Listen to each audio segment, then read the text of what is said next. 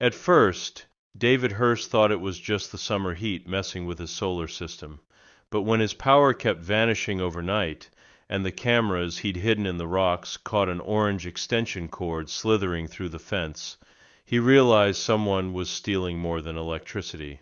And she had no idea who she was messing with. David Hurst had lived on the edge of the Prescott Hills for nearly 20 years, ever since retiring from the Navy and escaping the noise of Phoenix. His land stretched wide, dotted with sagebrush and old pine, a place where the wind spoke more than people did. He built the house with his own hands, a single-story cedar cabin with reinforced solar panels and a backup generator he trusted more than the government.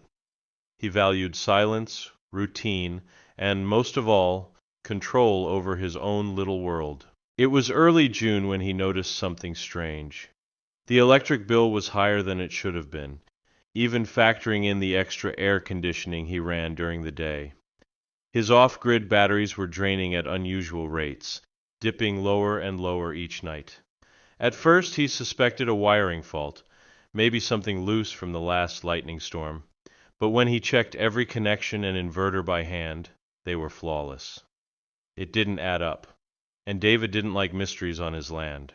He started tracking the battery logs at night, running manual checks at 10 p.m., midnight, and again at 2 a.m. Each time, there was a noticeable dip in voltage between midnight and dawn. Something, or someone, was drawing power from his storage system when no one should have been. He reset the meters, updated firmware, and even replaced one of the main sensors, thinking it might be faulty. But the numbers kept dipping. That's when his stomach started to twist, with a kind of quiet dread. Not fear, he'd been shot at in 2 wars, but the kind of dread that comes from feeling like your home is no longer entirely yours. 2 months earlier, a woman named Karen Madsen had moved into the newly built home down the hill. Her place was flashy, white, steel-framed, full of smart everything and eco-pride. Her Tesla Model Y gleamed under the sun like a showroom prize. She'd waved once, distantly, from her balcony. After that she became less friendly, more watchful. Complaints began soon after. David received an email from the HOA saying his wind chimes were too noisy, then another saying his evening guitar playing violated quiet hours. There were only 5 homes within walking distance, and only one new arrival. It didn't take a genius to figure out who was behind it.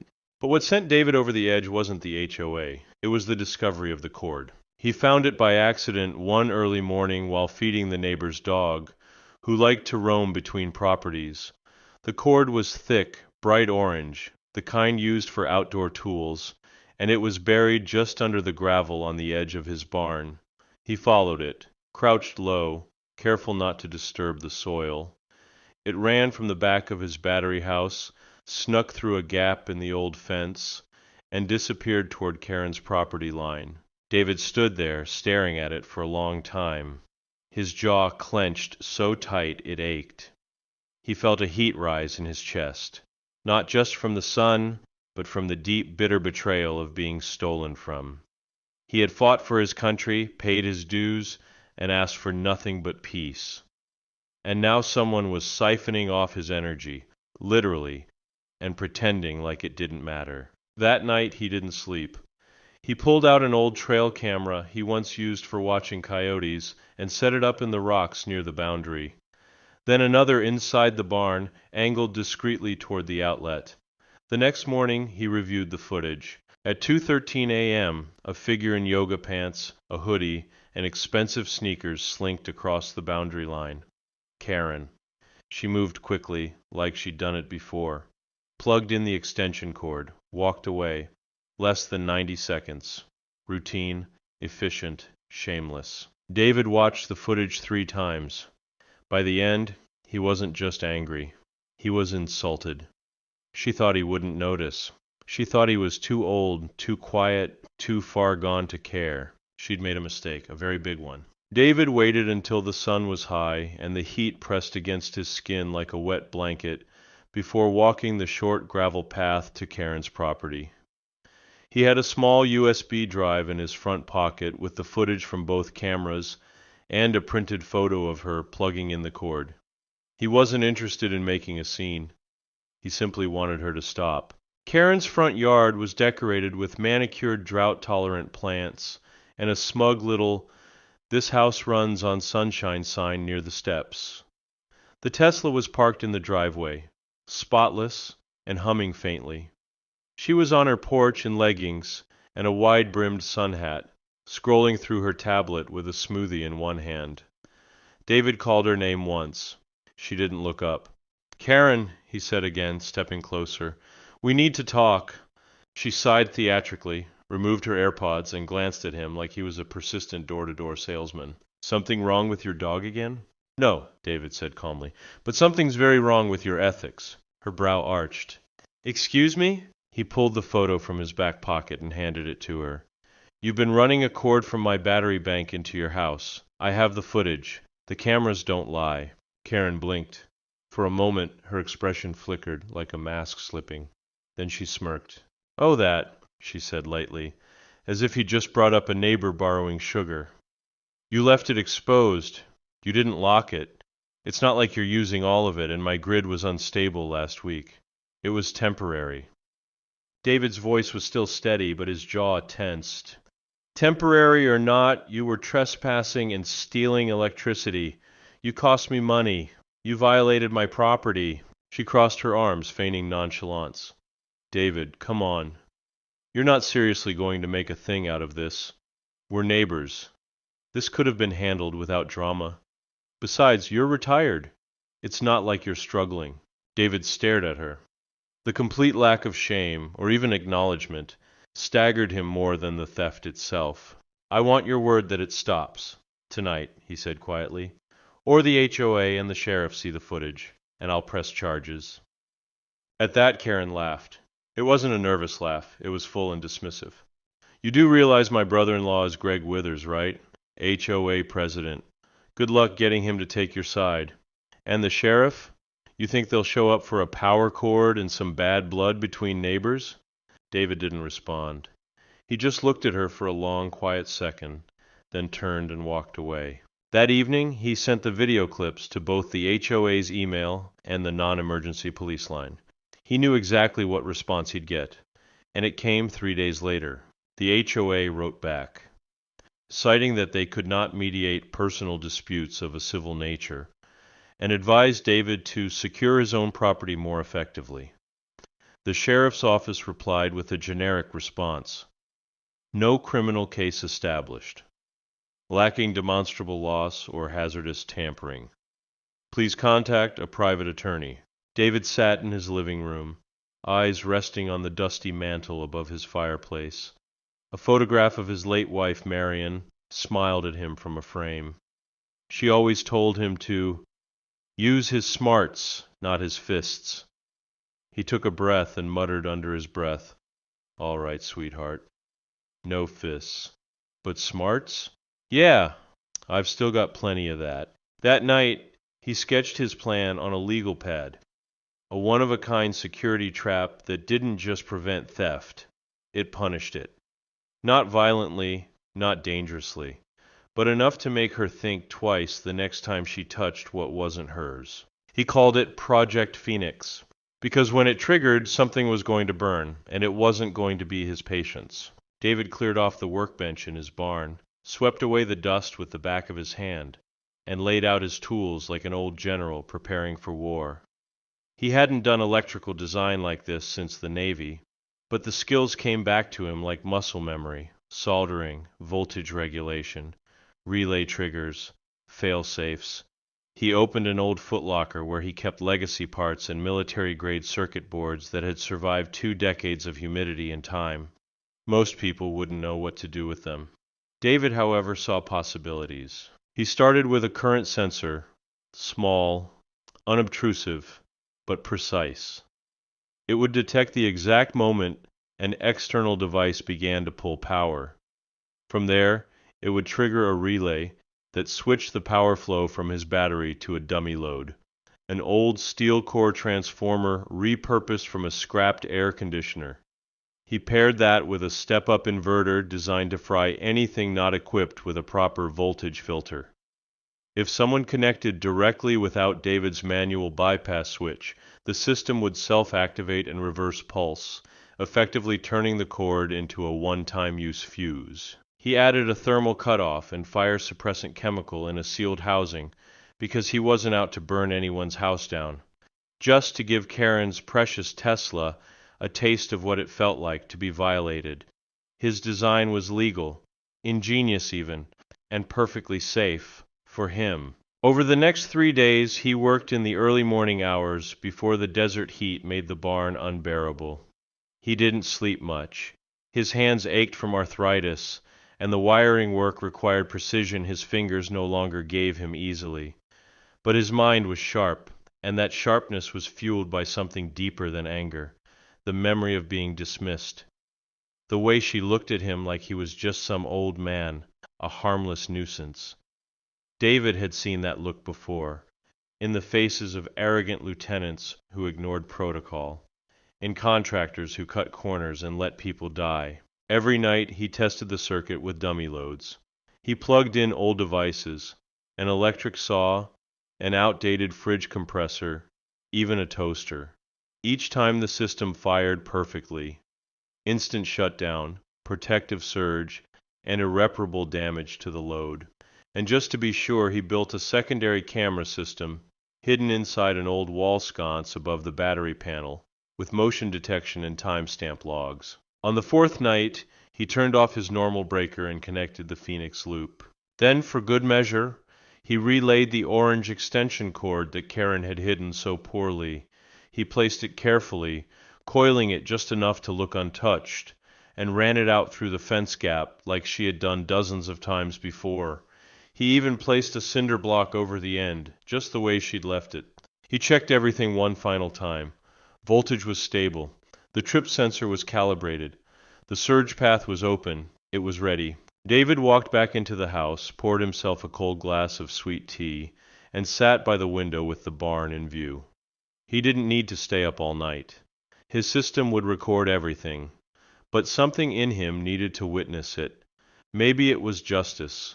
Maybe it was closure. At 2:13 a.m., right on schedule, motion sensors blinked to life. He watched from his darkened room as Karen, still in her hoodie, still smug in her routine, crept through the fence line like a ghost. She bent, plugged in the cord, and turned to leave. Exactly 4 seconds later, the barn lights flickered. A quiet hum rose in the still night air. Then in the distance, her Tesla's headlights flashed wildly, and then came the sound. A low, sharp pop, followed by a screeching alarm from her driveway, and the unmistakable whine of a smart system collapsing under its own confusion. David didn't smile. He just reached over, hit the save button on the video monitor, and whispered, "That's for pretending I'm invisible." By the time the sun began to rise over the Prescott Hills, David was already wide awake. He'd replayed the footage at least 10 times, each pass revealing more detail. The moment Karen plugged in the cord, the sensor tripped within milliseconds. Her Tesla, still connected to its onboard charger, took the full surge of the redirected current. The screen on her charger blinked red, then blacked out entirely. A security floodlight above her garage began flickering violently, before shutting off altogether. Moments later, the entire smart home system crashed. Thermostats, alarms, even her voice-controlled door locks. The footage caught it all. Karen stumbling out in slippers and a robe minutes later, holding her phone in the air with no signal, yelling into the darkness like someone had pulled the rug out from her very existence. She tapped frantically on her phone's screen, confused and panicked. Her entire world, so carefully built around sleek technology and superiority, had been reduced to silence and blinking LEDs. David documented everything: camera feeds, voltage readings, transformer logs. He created a detailed report and made backups on 2 flash drives and a secure cloud folder. Then he did something Karen hadn't expected. He walked down the path, knocked on her door at 7:30 a.m. and waited patiently. She opened it in a flurry of panic, mascara smeared under her eyes, a bathrobe barely tied. "You!" she hissed. "You did something to my car, my house. Everything's down. Everything!" David held up the small drive. "I warned you," he said calmly. "You chose to ignore me." "This is criminal sabotage!" she shrieked. "I'm calling the sheriff, the electric company, my lawyer, everyone." "I'd recommend you do," he said, handing her the drive. "That's a full backup of the camera footage from last night, showing you trespassing, stealing electricity, and damaging my property in the process. I've sent it to the HOA, the sheriff, and my attorney. If you'd like to contest anything, we can do it the official way now." She stared at the drive like it was radioactive. "You tricked me. You set me up. I protected my land. What happened to your systems is the result of your actions. You pulled power from a circuit that wasn't yours, with no regulation. What burned out was a result of your own greed." Karen stood there stunned, lips parting but no words coming out. Her voice had always been her sharpest weapon, but now it faltered. He could see her calculating, realizing just how much damage she'd done, not only to her tech, but to her reputation. Later that day, the HOA had no choice but to acknowledge David's complaint. The footage had already spread. Someone had leaked it online, and it was gaining attention on a local neighborhood forum. The post was titled, "Tesla Queen Gets Fried for Stealing Power from War Vet." Comments exploded. Most people cheered. Some offered legal advice. A few questioned whether it was ethical, but the overwhelming sentiment was clear. Karen had crossed the line, and she'd picked the wrong man. Greg Withers, the HOA president and Karen's brother-in-law, tried to contain the firestorm. He sent David an official letter attempting to shift blame and downplay the situation as a misunderstanding between neighbors. But it was too late. Several residents had already demanded a special vote to review Greg's position. Karen's mess had spilled into the entire association's hands. Meanwhile, David received an email from a reporter with the local news station. They wanted an interview. He declined. He had no interest in fame or attention. He wanted peace. But the momentum had already started. The story wasn't just about a fried car or a broken smart home. It was about an old man standing his ground with intelligence, not violence. And people were hungry for that kind of story. Still, David stayed quiet.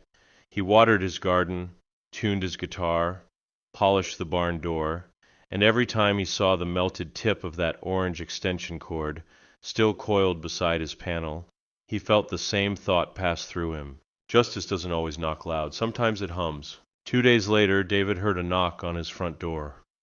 Not the usual firm tap of a delivery driver or the soft shuffle of a curious neighbor, but the kind of rapid, uneasy knock that carries tension.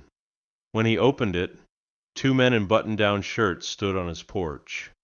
One wore a badge clipped to his belt and introduced himself as Deputy Marshal Atkins from the Yavapai County Sheriff's Department. The other man, dressed in khakis with a portfolio under his arm, was from the utility company's fraud division. "We'd like to ask you a few questions, Mr. Hurst," the deputy said politely. David stepped aside and offered them seats in his living room. He wasn't nervous. He had the footage, the schematics, the logs, and more importantly, the law on his side. But he also knew how perception worked. Karen had money, connections, and no shortage of entitlement. They began by asking about the events of the night in question, and David calmly walked them through everything. How he noticed the energy drain, documented the unauthorized cord, tried to confront her peacefully, and only acted to protect his own property when both the HOA and law enforcement failed to intervene. He handed them a copy of the evidence portfolio, timestamps, photos, and a technical explanation of his Phoenix Loop system. The man from the utility company seemed impressed, flipping through the diagrams with genuine curiosity. "Did you engineer this circuit yourself?" he asked. David nodded. "Spent 20 years wiring naval systems under fire. This was easier than fixing a radar array in a typhoon."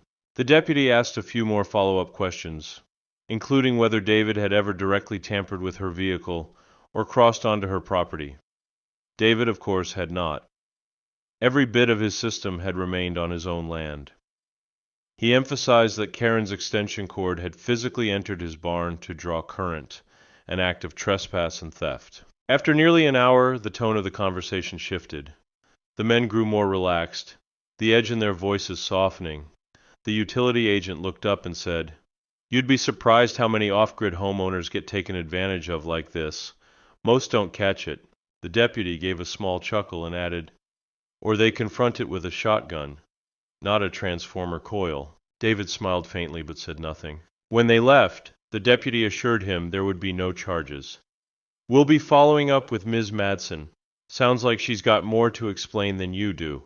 That night, David received another email, this time from a man named Winston McCrae, who introduced himself as a former CEO of Westline Energy Solutions. He said he'd seen the viral neighborhood forum post, followed the local news coverage, and reviewed David's technical specs, which had been shared anonymously by someone at the utility company. "I have to admit," Winston wrote, "I haven't been this impressed by field innovation in a long time. Would you be willing to speak?" David hesitated. He didn't care for corporate attention, but something in the message felt different, curious, respectful. And there was something else, too. Winston included a scanned letter from his own past. It was a Navy recommendation letter, signed by Admiral Curtis, a man David had served under. That changed things. The next day they spoke on the phone. Winston was in his late 60s, calm, articulate, and genuinely fascinated with David's approach. Not just the technology, but the principle behind it. "You use defense-grade logic on a civilian problem," Winston said. "That's not just smart, that's scalable." David kept his tone even. "I wasn't trying to make a statement. I just wanted my piece." "Exactly," Winston replied. "That's why people are listening." By the end of the call, Winston offered to fly out and meet him in person with no pressure, just coffee and conversation. David agreed. Later that evening, Karen's Tesla was towed away, sparking another round of whispers throughout the neighborhood. No one waved to her anymore. Her world, once pristine and smug, had cracked. David watched from his porch as she stood in her driveway, arms crossed, while two techs loaded the smoking charger module into the back of a truck. He didn't gloat, but he also didn't look away. Something had shifted. He'd always kept to himself.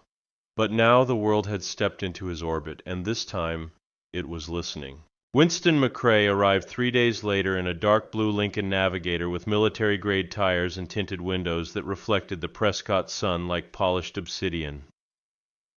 David stood on his porch, arms folded, watching the vehicle glide up the dirt road with the ease of someone used to visiting places without being questioned. The door opened slowly, and a tall, silver-haired man in a tailored navy shirt and jeans stepped out, carrying nothing but a leather-bound notebook. "You're taller than I expected," David said dryly. Winston smiled. "You're quieter than I expected." They shook hands, firmly, without pretense. Two men who'd lived long lives and earned every callus on their palms. David led him around the side of the house, into the barn, where the Phoenix loop still sat intact, now slightly upgraded with better shielding, and a second voltage cutoff for safety. Winston examined it with the fascination of a boy in a toy store. "It's brilliant," he said. "Primitive in some ways, but brilliant. Most energy companies wouldn't bother investing in a protection system like this because they assume only large-scale theft matters. But this is proof that small violations erode the system just as fast." David shrugged. "It wasn't meant to be a showcase. Just protection."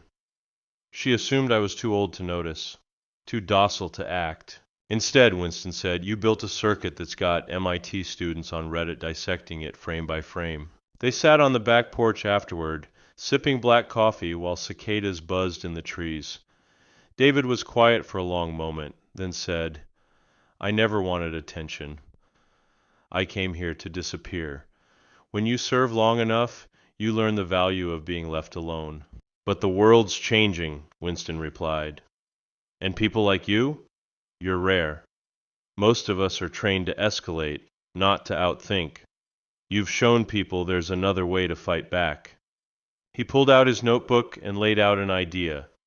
Winston had recently stepped back from corporate life but was forming a private foundation, Silent Grid, dedicated to protecting off-grid and rural property owners from utility theft, tech abuse, and HOA overreach.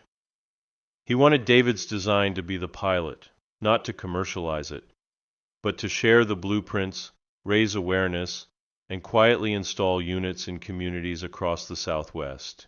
"It's yours," Winston said. "We don't touch it unless you say so. But I think this could help more people than you know." David leaned back, watching a hawk circle lazily in the cloudless sky. For a long moment he said nothing. Then he asked, "What would it require of me?" "Just your voice," Winston replied. "Just your story. People need to see that protecting yourself doesn't mean destroying others. You didn't hurt her. You let her self-destruct." David exhaled slowly. The memory of Karen's smug dismissal still lived in his bones. But now it felt distant, almost like a dream he no longer had to relive. Maybe it was time to use the storm she brought to light something better. "I'll think about it," he said. That night, after Winston had gone and the silence returned to the hills, David sat at his kitchen table and opened an old notebook, one he hadn't touched since Marion passed. Inside were sketches for small inventions he'd once dreamed of building. Ideas for solar efficiency, battery shielding, and even acoustic deterrence. He'd never shown them to anyone. Never had a reason to. Until now. The next morning, he emailed Winston a single sentence. "Let's build something that can't be stolen." Over the next several weeks, David's quiet life changed in ways he never anticipated. It began with a visit from a local engineering professor who had read about the Phoenix Loop through a faculty forum. Then came a group of students from Arizona State University, who asked if they could study his system as part of their senior project. One of them, a soft-spoken girl named Jules, told David, "You built something that made me believe my degree could actually protect someone." He wasn't used to the attention. He turned down interviews, declined sponsorship deals, and refused to monetize his story. But what he did say yes to was helping others replicate his design. Through Winston's foundation, he helped quietly install 10 similar security circuits across Arizona, each one protecting elderly, off-grid homeowners, veterans, or families in low-income desert neighborhoods constantly harassed by corporate developers or pushy HOAs. He taught Jules and her classmates how to build them safely, how to make them user-friendly, how to make them nearly invisible. Meanwhile, the story of Karen Madson's downfall continued to ripple outward. HOA members circulated an anonymous petition calling for her permanent removal from the community board and demanding a full audit of Greg Withers' tenure. Greg, sensing the walls closing in, resigned before the vote could be finalized. New leadership took over, a retired judge named Loretta Kincaid, who had no tolerance for nepotism or passive theft. One of her first actions was to formally apologize to David in writing and eliminate the ridiculous noise violation complaint that had sparked it all. Karen, on the other hand, had become the ghost of the neighborhood. Her home, once full of ambient music and artificial intelligence voice commands, now sat dark most nights. Her Tesla was gone. Her smart systems were dismantled. Rumor had it she had tried to sue David again, this time for emotional distress caused by online harassment, but the case was immediately thrown out when the judge reviewed the footage and confirmed she had, in fact, committed theft. Multiple local news outlets used her story as a case study for boundary overreach and abuse of so-called green privilege. David tried to ignore it all, but sometimes he couldn't help overhearing whispers at the hardware store or reading headlines he didn't ask for. He hadn't intended to become a symbol, but he had, and now people from across the country were emailing him, thanking him. Some sent photos of their own backyard solar builds. Others sent letters saying things like, "Your story gave me the courage to finally stand up to my HOA." Still, he found himself missing the quiet he used to guard so fiercely, So he returned to his old rhythm, watering plants at dawn, fixing the barn roof, teaching the occasional local vet how to solder properly. But something had softened in him, too. Where once he would have ignored neighbors, now he waved. When Jules came by one afternoon with a gift basket and a handwritten note from her father, he invited her to stay for dinner. He even brought out Marion's old cast-iron skillet, the one he hadn't used in years. That evening, after the sun dropped low and the desert turned gold and violet, Jules asked him, "Do you ever regret not retaliating more directly? Like taking her to court, suing her back?" David stared at the fading sky for a long moment before answering. "No," he said. "She lost more by being exposed than I ever could have taken in court. Her pride was built on a lie. All I did was hold up a mirror." Jules smiled and nodded. "And lit the edges with 240 volts." David chuckled for the first time in weeks. That too. As they ate under the string lights he'd finally rewired above the porch, a strange feeling crept over him. Something he hadn't felt since the days before Marion's illness. Not peace, exactly, but something warmer, a sense of belonging. Like maybe, just maybe, he wasn't meant to disappear after all. 3 months after the night Karen's world short-circuited, David found himself standing at the front of a modest conference room in Sedona, wearing a clean-collared shirt and jeans that Marion would have made him iron twice. The folding chairs were filled with off-grid homeowners, veterans, retired engineers, and a few young students holding notepads and wires instead of phones.